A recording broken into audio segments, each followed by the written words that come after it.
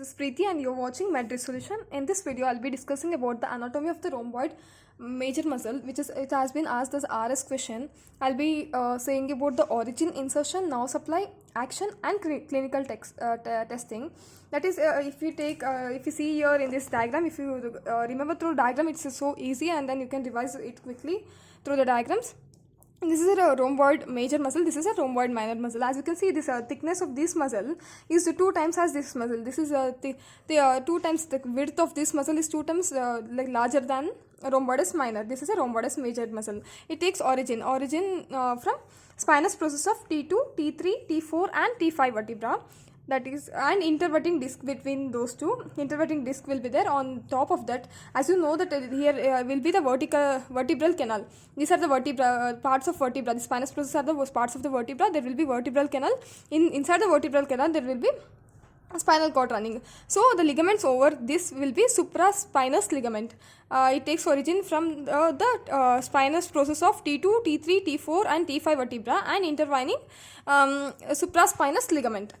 You understood origin, and insertion will be between the between the root of spinous process and inferior angle. This is the inferior angle, this is the superior angle, this is the spinous process, this is the root of spinous process. It takes origin in between root of spinous process and inferior angle. This is the origin and insertion is done, and now supply will be dorsal scapular nerve. This is a scapula and it inserts nearly back of this, so dorsal scapular nerve. Now supply is a dorsal scapular nerve, and action will be retraction of scapula. Protraction is towards the medial border and inferior angle will be attached closely to the rib cage, whereas retraction of scapula is elevates from the rib cage. This is a retraction. Action will be retraction of scapula, and the clinical testing will be we can palpate these along the medial border and inferior angle of the scapula below the trapezius muscle. This is a clinical testing for scapula.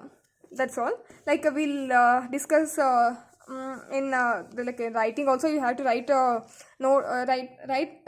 subheadings when they have asked for a short essay, that is a 5-mark question. You have to write now. So I'll discuss like this also. This is a thin flat muscle. As you can see, this is a thin flat muscle. This will be 2 times wider than the rhomboidus minor muscle. Origin from the spinous process of T2, T3, T4 and T5 vertebrae, and in intervening supraspinous ligament. It will be above the spinal cord, so supraspinous ligament, and it is inserted in between in the medial border of the scapula, in between root of spinous process and inferior angle of the scapula. Now supply will be dorsal scapular nerve. As I already said, that's root value is C5. Its action is retraction of scapula, elevating medial border and inferior angle of the scapula from the rib cage. And clinical testing will be palpating along the medial border of the scapula deep to the trapezius muscle. Trapezius muscle will be superficial. If we can palpate deep to the trapezius muscle, this rhomboidus major muscle. Thank you.